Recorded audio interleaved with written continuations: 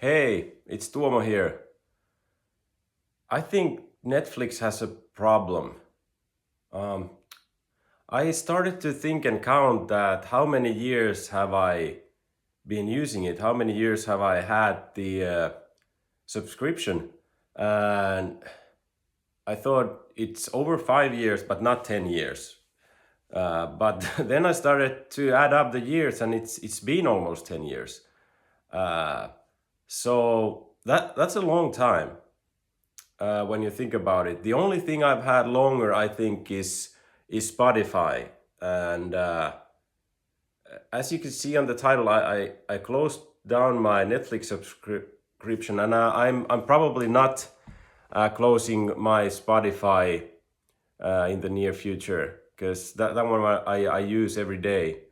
But Netflix, for some reason, I haven't been using it that much lately or at all, almost. I noticed myself when I want to watch something, I always open up the YouTube app on my television, and there's just more content that I enjoy uh, on YouTube, and it's crazy when you think about it. It is user created content, and obviously the production production quality is vastly different.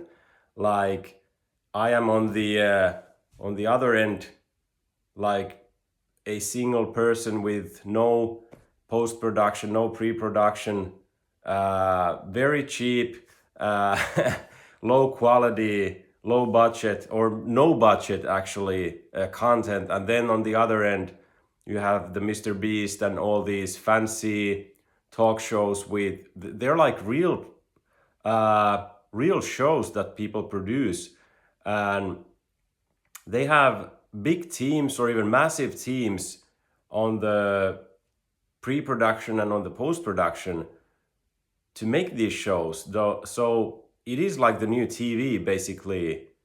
I mean, cable is almost dead, I think. uh, like myself, we don't have cable as you have in the US, but we have TV stations obviously here, and it's been like I haven't had my antenna, if you would say, connected to the regular TV's network in, I think, what, many years now at all, in 3 years, and roughly 10 years that I haven't even watched any of it because on my I had this apartment in the city previously, and it was connected, but the signal was so bad that it was like I couldn't watch it. So then I just kind of forgot about it.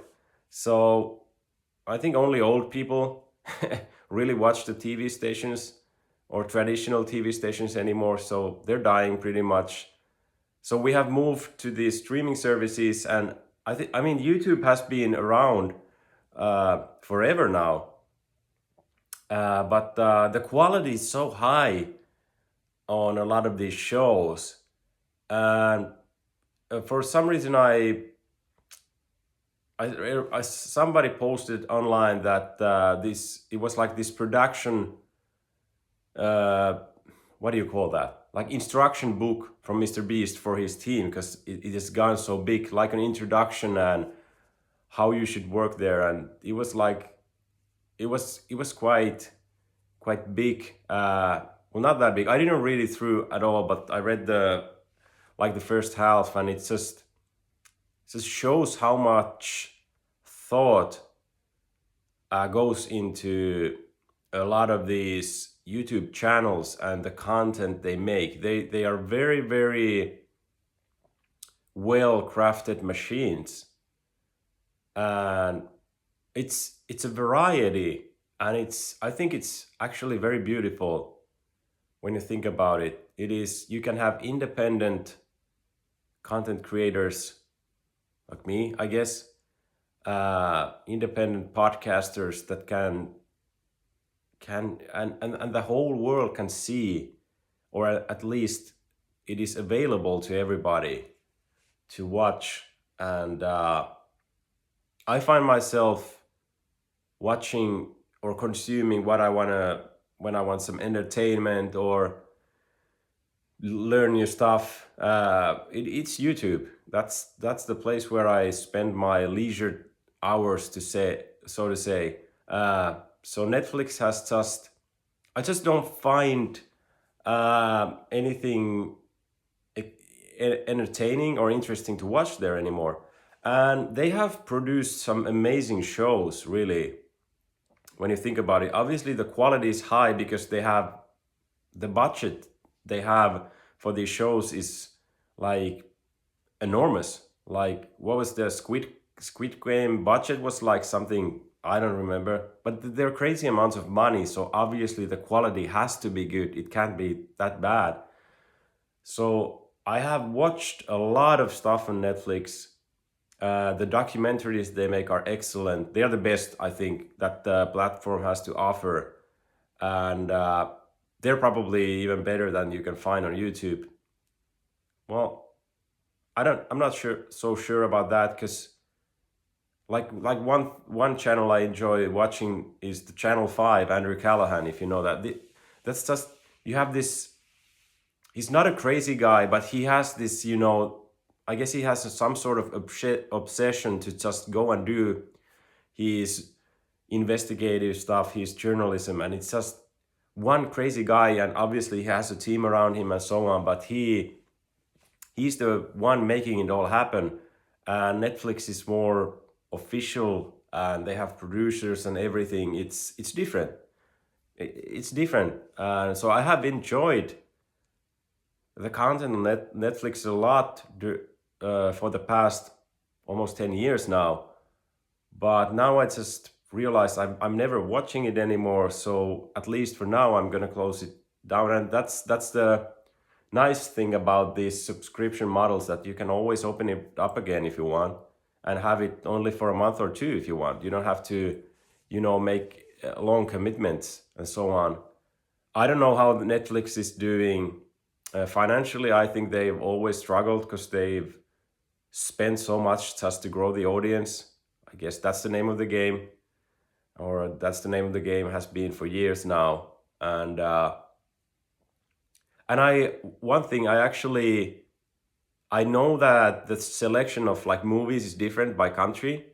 The US has the best selection, but I googled it, and what I could find is that roughly the selection we have here in Finland uh, is roughly half that what you have in the US.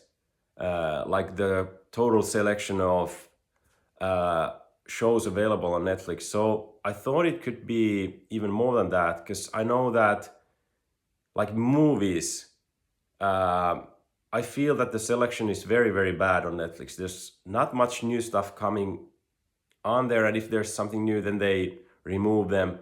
And there are new movies there, but new movies basically suck uh, almost all the time.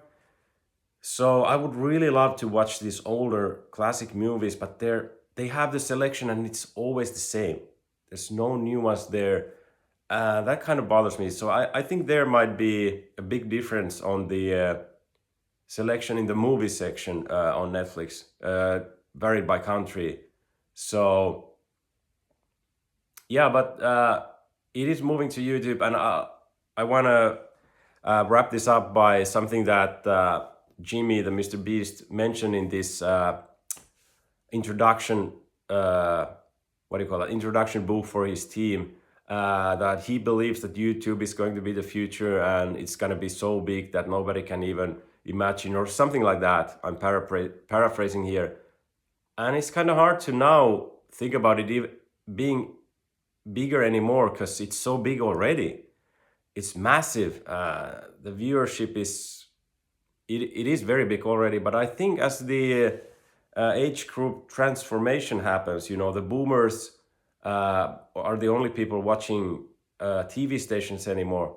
As younger and younger people come, they consume everything online. So the audience is growing uh, naturally for these online platforms. And YouTube is the leader, and it's the biggest, and it's probably going to be the biggest one unless they screw something up. majorly. So it's really hard for the others to catch up. And yeah, that's the future. We already live it, and it's gonna be. It can be great. I hope it's gonna be great, and maybe I will be a small part of it. Who knows? I've been kind of lazy making these, but now I kind of have a feeling I could, ramp this up a little bit. I have some ideas and I have some topics I want to talk about. So I kind of enjoy doing this. So, but yeah, let's see how it goes. But for me, Netflix is out, YouTube is in, so much interesting content and too much, you could say. But that's all. That's for all for now. Thanks. Bye.